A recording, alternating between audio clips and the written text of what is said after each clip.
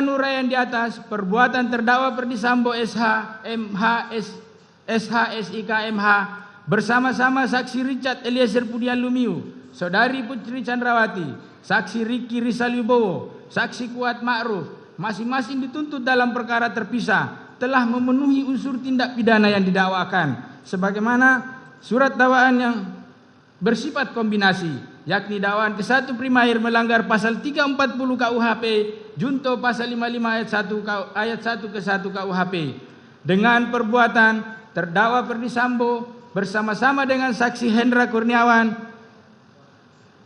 saksi Agus Nurpatria, saksi Cuk Putranto, saksi Baikuni Wibowo, saksi Irfan Arif Rahman Arifin masing-masing dituntut dalam perkara terpisah telah memenuhi unsur-unsur tindak pidana yang didakwakan sebagaimana dakwaan alternatif dan pertama primair melanggar pasal 49 junto pasal 33 Undang-Undang Nomor 19 Tahun 2016 tentang perubahan atas Undang-Undang Nomor 11 Tahun 2008 tentang informasi dan transaksi elektronik junto pasal 55 ayat 1 ke 1 KUH pidana telah terbukti secara sah menurut hukum dan perbuatan terdakwa Persambo bersama-sama dengan saksi Hendra Kurniawan, Agus Nurpatria, saksi Irfan Widianto, saksi Cuk Putranto, saksi Baikuni dan saksi Arif Rahman Arifin masing-masing dituntut dalam perkara terpisah.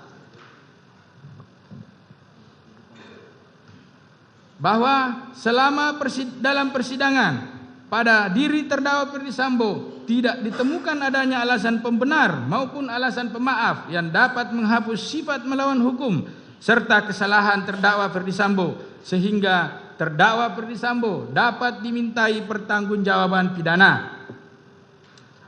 Bahwa berdasarkan ketentuan pasal 340, pasal 49 junto pasal 55, maka terdakwa Ferdy Sambo SH telah melakukan pembunuhan berencana secara bersama-sama dan tanpa hak atau melawan hukum melakukan tindakan yang berakibat terganggunya sistem elektronik menjadi tidak bekerja sebagaimana mestinya sebagaimana diatur dalam pasal 49 junto pasal 33 junto pasal 55, bahwa oleh karena terdakwa Ferdy Sambo dapat dimintai pertanggungjawaban pidana dan dijatuhi pidana serta terdakwa Ferdy Sambo sebelumnya tidak ada mengajukan permohonan pembayaran biaya perkara, maka berdasarkan pasal 22 KUHP kepada terdakwa Persambo dibebankan pula biaya perkara. Bahwa terdakwa Ferdy Sambo tersebut dalam keadaan sehat jasmani maupun rohani serta tidak diketemukan adanya alasan pembenar dan pemaaf yang membebaskan dari segala tuntutan hukum atas perbuatannya sebagaimana pasal 44 sampai 51 KUHP, maka terhadap terdakwa Ferdy Sambo SH haruslah dijatuhi pidana yang setimpal dengan perbuatannya.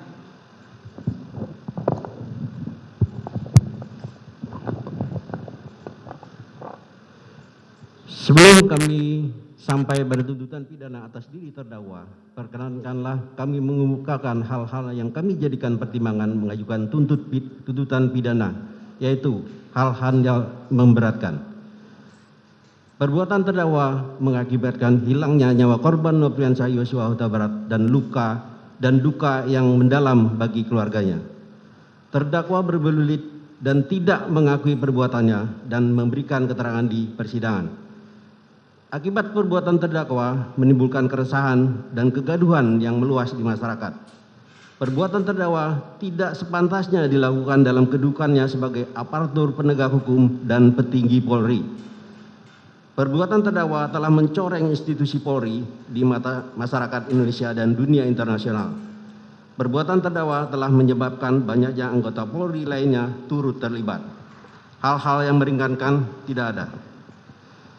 Berdasarkan uraian dimaksud, kami penuntut umum dalam perkara terdakwa Ferdy Sambo dengan memperhatikan ketentuan undang-undang yang bersangkutan menuntut mohon agar Majelis Hakim Pengadilan Negeri Jakarta Selatan yang memeriksa dan mengadili perkara atas nama terdakwa Ferdy Sambo memutuskan: 1. Menyatakan terdakwa Ferdy Sambo telah terbukti secara sah dan meyakinkan bersalah melakukan tindak pidana pembunuhan berencana secara bersama-sama melanggar pasal 340 KUHP junto pasal 55 ayat 1 ke 1 KUHP dan menyatakan telah terbukti secara sah dan meyakinkan melakukan tindak pidana tanpa hak atau melawan hukum, melakukan tindakan yang berakibat terganggunya sistem elektronik menjadi tidak bekerja secara bersama-sama sebagaimana mestinya, melanggar pasal 49 junto pasal 33 Undang-Undang Nomor 19 Tahun 2016 tentang perubahan atas Undang-Undang Nomor 11 Tahun 2008 tentang informasi dan transaksi elektronik junto pasal 55 ayat 1 ke 1 KUHP sebagaimana dakwaan ke-1 primer dan dakwaan kedua pertama primer. Menjatuhkan pidana terhadap terdakwa dengan pidana seumur hidup. Menyatakan barang bukti berupa mulai A sampai 41 dikembalikan kepada JPU untuk digunakan dalam perkara atas nama Hendra Kurniawan dan kawan-kawan. 4. Membebankan biaya perkara kepada negara. Demikian surat tuntutan ini kami bacakan dan diserahkan dalam sidang pada hari ini, Selasa tanggal 17 Januari 2023. Penuntut umum Rudi Irmawan SH MH. Demikian.